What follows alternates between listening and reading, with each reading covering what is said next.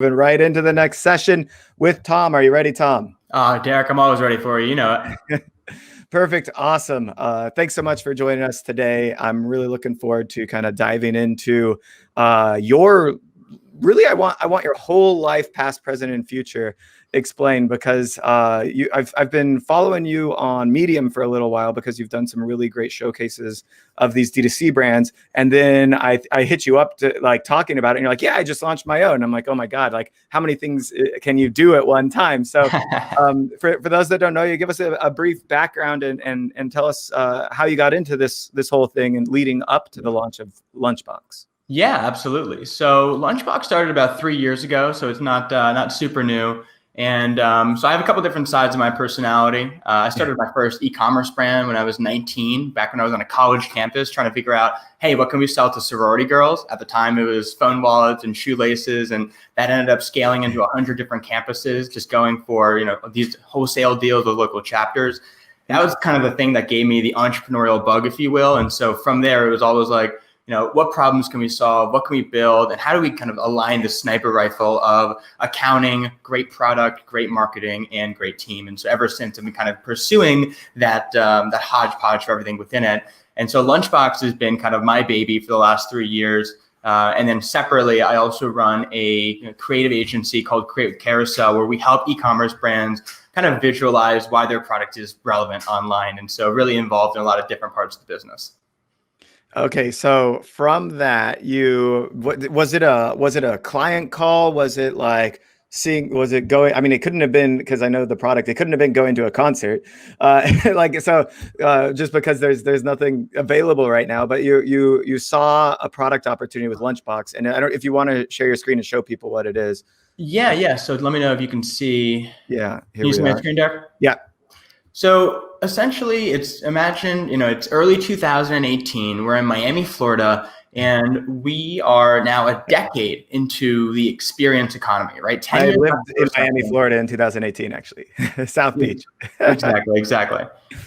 So we're 10 years past the kind of like the Great Recession. We're seeing people really, as a generation, especially younger generation, spend more money on experiences rather than things, right? They care more about the experience of a festival or a trip or a travel more than they care about the Rolex or the Porsche. And so we're kind of seeing this inversion of what people are valuing. And a large part of this, by the way, is due to social media. So it's Miami, March of 2018, and we are at a music festival. And music festivals, by and large, while they're very unique, they have a very similar experience, right? You've got music, you've got a crowd, you've got a stage, you've got indoor, outdoor, and there's a lot of standard parts of that experience. And so after one day, that Saturday of that event, after being in the space for 5 years, we ran into 3 problems over the course of one day that kind of threw off red flags for each individual item. The first problem was that there was no rule around what bags would get into the event. So whether it was a big camelback, which was too big, or a backpack that was too small, there wasn't any standard rule about what bags could get taken in. And when you're somewhere for 12 hours, you want to know what you have on you. So that was kind of like the first issue, with that, our packs didn't get in. The second part was at these festivals, you get these large water lines and everyone's trying to stay hydrated. You're in the hot sun for 12 hours. But traditional hydration packs, which are backpacks with little water bladders in them, take 2, 3, 4 minutes to refill, and often require 2 people to do it because they're meant for camping trips, right? If you're planning for a 5-hour camping trip, what's 5 minutes beforehand when you're preparing? But that's very different is if you have hundreds, if not thousands of people going through a water line, trying to get to the next show, the next stage, and next event. So that was problem number 2, really long water lines. And finally, number 3, and possibly the most malicious of them all, was that you essentially have gangs of people who are running around these events looking to target people who are hopped up on something, or who are under the influence of something, targeting phones or wallets and all these things that you and I need as a lifeline, right? Our phone is how we're checking into our Airbnb. It's how you call the Uber home. It's how you stay in touch with your friends. Your wallet's how you prove who you are. It's like it was all these very vital items. And so coming away from that day, we realized that while everyone loved the experience, the actual experience itself was pretty flawed. So you had phone theft, security blockage, and dehydration.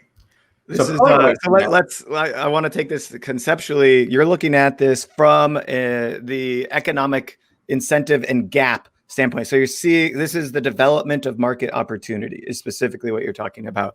And I think a lot of people we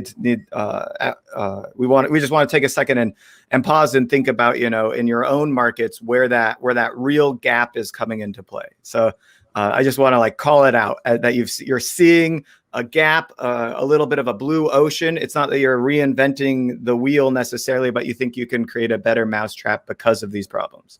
Yeah, 100%, right? And then it's also, can you build something that is 10 times better than what came before? And so that was the challenge, right? Where hydration packs do exist and other cheap things on Amazon do exist. How do you do better than that? And so kind of coming out of that, we ended up talking to hundreds of people in our community. The beautiful thing about the events community is that they're very tight knit and they're very digitally savvy. So it was relatively easy to get in front of hundreds of people saying, do you care about theft? Have you ever had a bad experience in a water line? And really validated each of these, because we didn't know if this was a one-off experience or whether this was the experience. And so after walking around campsites at festivals where we introduced prototypes to hundreds of people at a time, or scheduling user interview after user interview to figure out, do you guys actually care about this? We kind of landed on the hypothesis that became our first product. All right, so let's pause on this, because what you just said is that you had clear marketing opportunity. So you already identified a clear marketing channel. So you didn't have to just just run Facebook ads or anything like that. And most importantly, because you could see where your customers are or needed to be, you could actually go and interview them. So you were able to do deep customer development in a really quick and iterative way to come up with the exact specs that you would need for your product, right? So I think a lot of people that have started e-commerce businesses miss the mark when they have the product idea, but they don't have the market idea, right? The marketing side of the idea. And then, you spend all the time launching the site, and then you're like, oh my gosh, I don't know how to get my first 100 customers. So you saw the product opportunity, then you validated in the market, and you could see kind of in a tangible way, they weren't necessarily buying from you yet, but you could see, this is where I will do my marketing. This is how I'll get customers. Yeah. No, awesome. Spot on. And the funny thing is, we were still wrong about a lot of the early things, right? We were like, oh, are people interested in solar panels? Do people want a 3-liter hydration bladder up front? And we made a lot of guesses that were wrong. But then fortunately, because of the people we talked to, we had a pretty good idea of what was correct in the grand scheme of things, what do people actually want to pay for? And then what was kind of just the extra, the stuff that didn't really matter. Yeah. Awesome. And so this is the product line. There's 3 products. Is that right? Yeah, there's a total of 3 products. And so in the second half of 2018, we went through 11 different design revisions, bringing in some incredible designers who actually put together the whole Burton snowboard line to help execute this. Amazing. And we came up with the 3 products, and you can see them here, and I'll walk through them really quickly. Can you tell me how much product development cost you, and where did the money come from? So the money came from my previous business beforehand. And then the overall product process, I went real bootstrap with it, was under $25,000. Okay, that's really good. I would have bet more, and so that's awesome. I mean that's actually, we get that pretty often. I actually remember finding a pattern maker, an old Italian dude named Dario in New York, and worked through the 5 first samples with him out of just canvas cloth, just validating a lot of the early hypotheses. And it was spend as little as possible to get to something that works, and then when it's time to invest, save it for the big guns, like the designers that we have in Colorado. So it was really making sure that while you're experimenting, don't experiment expensively, but once that's when you pour the money in. And so really quick, how did you find this designer in New York and the person from Burton who helped you as well? How did you get in touch with these people? So we actually. The makersrow.com, which is the website that connects you to designers, pattern makers, sample makers, was how we connected with the first designer, because it pulls all these different local manufacturers, local seamstresses, sample makers, whatever. And so we kicked off a personal relationship there. But the funny thing is actually on the side of the expert designers in Colorado, a group called Form Study, it took 93 phone calls to get to them. Because we actually had engaged a Australian design firm as of the beginning of August in 2018, where everything was pointing at hitting a May 2019 delivery date. So 2 months into this signed engagement, they come back, they say, oh, we actually just got a huge order from the Australian Open for tennis bags, and we can't take this project on anymore. So they refunded my money, and I was like, okay, I now have 9 months to get through a 12-month product design cycle. Oh my God, what am I going to do? So I spent the next 72 hours calling anyone in the United States that had design firm in their title. I called people in the UK, called people in Germany, called people in literally like all over the world. And call number 78 was with Hexhead Design, which is one of the most reputable soft goods studios in the United States. And they said, you know what, like we are way backed up. We got the next year ahead of us, but we did just have 2 designers leave to go start their own firm in Colorado. And so that led us and called 93 to these guys called Form Study, where they were able to just help us build this in time. And thankfully, we were able to chop the timeline enough by me flying to Vietnam and I was literally staying in Vietnam while we were doing sample runs just to cut like the shipping time and everything else. And we ended up launching our Kickstarter one day before we would have lost the potential May delivery date. So it was just one of those things where it's like, you just got to keep going until you manifested it. This is an absolutely crazy story. All the while you're running the other business, which is kind of sustaining you, right? And so, which I think is important. You haven't made the full leap into this, and you have something to support the growth of this business, because this is 12 months no revenue, and it's the opposite of no revenue. You're in a hole, so you're making a big investment in a fairly big risk here. Yeah, and I think one of the things you'll be interested in is we actually I wasn't fully in until November of 2018. Okay. Even though I had spent like I was fully in, I wasn't fully in until I held the product and knew that it solved the problem that we were trying to solve. And that was when I was like, all right, like time for the line of credit, time for investment dollars, time to put this thing together. Okay. But I wasn't in until I knew that the product solved the very thing that I set out to do. And so it was like holding back until that point. And then once that shoe dropped, boom, off to the races. Nice. I love it. Okay. So you're off to the races. Tell me about launch and how it went. Yeah. So I'll just pull up just this product slide while we chat through this. So launch was great. We kickstarted in the very end of 2018, raised just under 50 grand at a time where, people aren't really buying for events. It was just like, finance the first purchase order, go from there. Over the course of the spring in 2019, we ended up doing almost another 100 grand in just pre-orders of excitement for the product. And then everything delivered in May of 2019 at a festival called EDC Las Vegas, which is one of the most incredible, overproduced, just like lifetime. It's also the hottest event, I think, like literally temperature hot wise for somebody that's selling water packs, right? So exactly. So it was like the right event, the right time. It was iconic in the space. And so we ended up shipping over 1,000 units to people who were just going to EDC that year. And that weekend we still didn't have a ton of money, right? Like most of our funds had gone into marketing and paying the staff and going into just inventory. And so going into that weekend, it was like, all right, well, we have the best opportunity that we've ever had to go meet all of our customers in one place and to go start to bring them together. So that weekend, hopped up on way more Red Bull than my mom would be happy with. I ended up running around for 3 days straight and found every single Lunchbox in the crowd. And so I'd go up, tap on, and be like, hey, Lunchbox fam, what's up? And then they'd say hi. They'd tell us about how they found the Kickstarter, and I would give them a personal thank you. But before I left, I would tell every single person, like, hey, tap on my shoulder, hey, whenever you see another Lunchbox, you got to say, hey, Lunchbox fam, and go say hi and introduce yourself. It's the world's best icebreaker. Oh my God, I love this. And so by the end of the event, we had 500 plus people all interrelating, like jumping, hey, Lunchbox, and it became like a little like festival thing.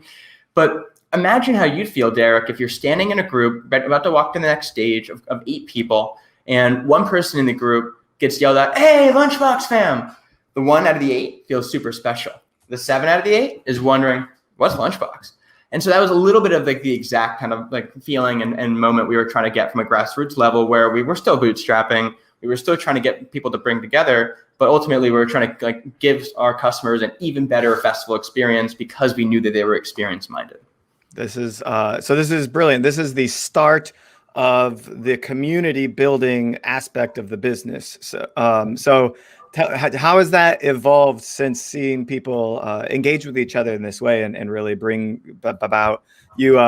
You whispered it in their ear perhaps in the beginning, but now there is probably more of a system behind how you get people to engage with each other around this. Yeah, I mean, it's definitely something where we want to encourage everyone to be organic and enjoy themselves. Like, it's super, super important that people don't, like, it's not so formulaic.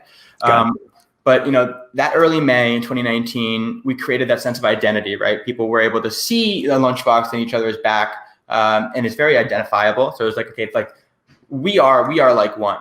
And the second part of that was recruiting people into our digital ecosystem. Originally, that was just hand-to-hand combat, getting people to follow our Instagram, get on our Facebook page, get our email list. And that quickly grew into our Facebook group of Lunchbox owners, where only an owner can get in. But this is where you plan meetups. You talk about, you know, your next outfit. You talk about the next show you're going to. You figure out who's going to whatever event all over the country. And so all of a sudden, it was like this digital community where people were planning to go to an event with someone that they had never met, and they were completely comfortable in doing so. And for me, it was like, that was like the thing that we wanted for ourselves, selfishly, going into it. And so to be able to share that experience with so many different people, it's been a really rewarding part of all of this. I absolutely love this. I can see immediately how the community is going to want to resonate around this, because these are people, like, I think that they're obviously looking to have a lot of fun, but at the same time, they're being very responsible by buying a product like yours. And that's like a delicate balance that when you find that kind of person, you kind of want to, you know, you can kind of trust them a little bit more, let's say, or something. So 100%. And, you know, it was actually very interesting as well, is that, you know, during COVID, we were like, okay, you know, now what, right? We've had this big pause in the business. There aren't events. The main buying reason isn't there. What happens? And we saw the community ramp it up. All of a sudden, we were having digital concerts to raise money for some groups like the Frontline Fund to get money into the hands of people fighting COVID. We were putting together mental health or mental resource guides for people who weren't doing super well, isolated on their own. We were doing, you know, monthly Zoom happy hours to, you know, share new product insights and just make sure everyone's okay and having a good time. And so weirdly enough, COVID provided this opportunity to really nail the community experience, especially digitally for us. And on top of that was to really put a lot of formality around, like, what does it mean to host a meetup at an event? How does somebody become the next level of a member of the community? And finally, kind of resulting in, okay, now we've put together a fully fledged loyalty program that rewards people with access and more community for being a deeper part of the Lunchbox fam. So it really kind of gave us the ability to build a great community, not just one that was kind of patched together in the early days where we were still figuring out who we were. I love it. I'm sharing my screen now just to show people what this loyalty program looks like. And you can see out of the 4 tabs at the top, you've got fam rewards as one of the 3. So clearly you're highlighting this as a big function of the website. I know you have a low SKU count. Some people have, you know, multiple categories, stuff like that. It might not work, but you can see how rewards are highly incentivized, possibly even before purchasing. You might start to look at this page and figure out how to engage and earn points. So maybe you want to walk me through some of these point rewards systems, how you decided to set them up, and how people are engaging with each of these actions. Yeah, absolutely. So I think, you know, we broke it into 4 tiers because we wanted everyone to have an easy way to get in and get on board. The point totals in the first level is specifically calculated so that if you tell us your birthday, make an account, follow us on social media, you'll get one, $15 accessory totally for free. So like you are getting a tangible item for participating. And so at that point, you're in, you now have the ability to refer and share. And so moving up to the silver and gold tiers, you'll notice that the rewards that we're giving aren't just, product access, but it's also, you've got team access. You're joining team happy hours. You're getting to group camp with us at the hottest events in the United States. And again, joining the tightest knit part of the community. And so the thing that I'm really excited about, Derek, is actually in the gold tier where we're like, all right, we know we have events enthusiasts. We know that we want to get people to more events, period. How do we incentivize that? What do they want to do? And at the end of the day, it was like, they just want to go to more shows. They want to have more experiences. They want to have more high quality connections and more memories. And so we said, you know what, instead of having a traditional loyalty program where you're getting 20% off or whatever, we want to send our top members of the fam 2 more shows. Yeah. And so you can redeem your points for literal tickets to concerts. And at the platinum tier, you can redeem your points to tickets to festivals. And so for us, it's like, it's not even about product anymore. It's about getting our top and most loyal members to more events because that's the thing that they care about. And that's what makes them happiest. And so rather than building a loyalty program of like, refer a friend for $20 of sales, get $20 off. It's like, no. Like people want experiences. So we built a custom program to really answer that directly. And the referral component is coming in naturally. Not only is the product seen around the event because it's visible on everyone's back and you've got the logo there, but like you said, like some people are shouting out the name and calling out their fam, and then other people get to know it, or people are like, what is that pack? Where did you get it? So I feel like you did something really smart by not taking away from the organic nature of referral, but incentivizing it in like almost in a roundabout way of getting people out to more events is going to get more word of mouth referrals. I bet you on your side, even outside of this program, let's just say every $100 you spend to put your one of your customers into an event, that might actually get you, $50 in revenue or more. It could even get you $200 in customers. You could find that putting some like key influencer or micro influencers at events to be really valuable as well. So I love the growth potential and opportunity from this. This program is really robust, one of the best that I've seen in a while, and like a perfect a perfect way to show people what a great loyalty program looks like since we're at the retention and loyalty event here. Yeah, definitely fitting. And I think the other thing as well is that like we're okay with spending money and losing money, because for us, like investing in our community is the most worthwhile marketing dollar we'll ever spend.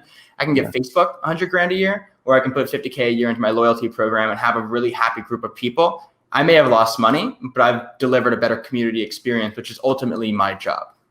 I love it. So you're moving into this interesting space, similar to Red Bull, sponsoring festivals and events and all that stuff. Do you have a plan for the end of this year and in 2022 on what festivals do you get a booth, or are you like, do you know what you're going to be doing for that? No. So we've done the booth thing. It's been great for activating for a weekend, especially in the early days. But if you look at like the best booth, once you've got 4 or 5 team members and different tables and you sell 100 packs, like you've broken even for the event. You do it for a brand awareness.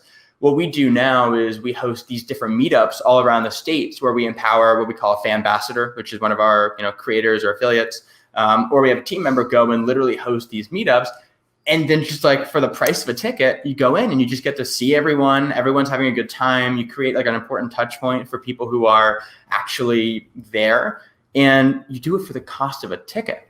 And so it's like you're proving that you're drinking your own Kool-Aid, right? You're at the event, you're using your own packs. The pack that I use, by the way, is the same pack that I started out with in 2018, like nice. Another proof point.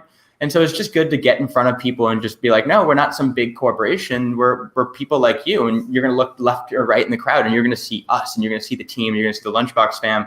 And it just makes it so much more real. Nice. And it sounds like it's expanding even beyond you having to manage it. Maybe the community is managing itself for these types of events as well.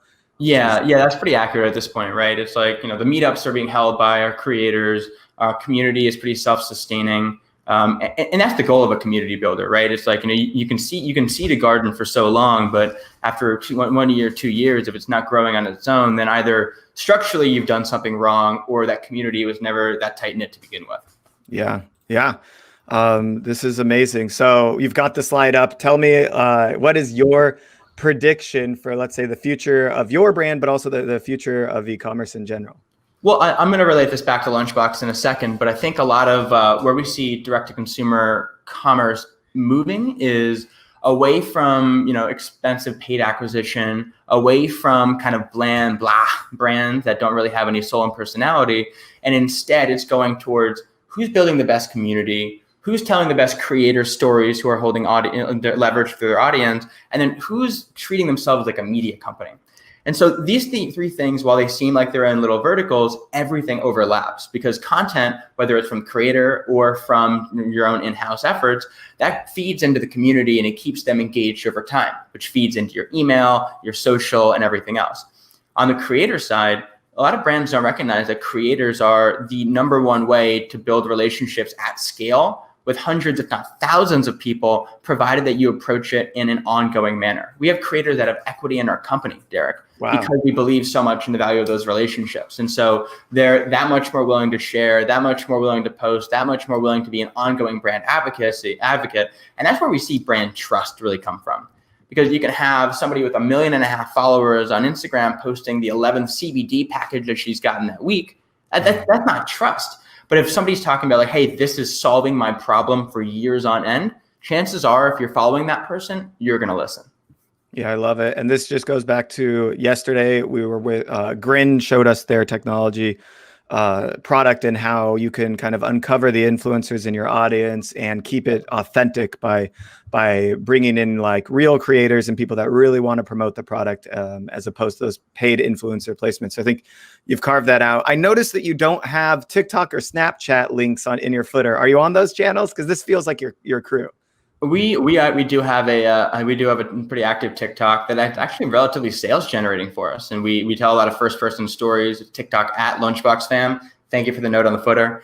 But yeah, I mean it's like Snap as well is where our community likes to communicate, and so we're present on like the landing page platforms, right? Where it's like anybody can drop in and out and be like, oh, okay. We know what this company is like on Instagram. We know that they're like on TikTok. We like the long tail nature of that because it lasts forever. Awesome. I love it. All right. Any final parting piece of advice to merchants out there looking to strengthen up their community and really build loyalty with their customers? So I think taking a step back, community doesn't work for everyone. Community can be a channel. And just as some brands like Lululemon, for example, build amazing communities, for every one of those, there's 10 more auto parts brands who like somebody's selling a replacement crankshaft and like that's not going to be the thing that brings somebody together. So when it comes to community, you need to identify what is that uniting topic? What is the thing that people are rallying around that they're actually genuinely excited about? Like, is it, upscale umbrellas being targeted to technologists who love to track the weather? Is it, moms who are looking for like the best new toy to help their kid learn tech skills 20 years early? Is it gardeners who have like a favorite type of glove where they're sharing garden tips? But like, what is that uniting topic? Because if you don't have that uniting topic, there's nothing for a community to rally around, which is the most important part. And then the second part is keeping the garden analogy going here is that community is work, especially at the beginning.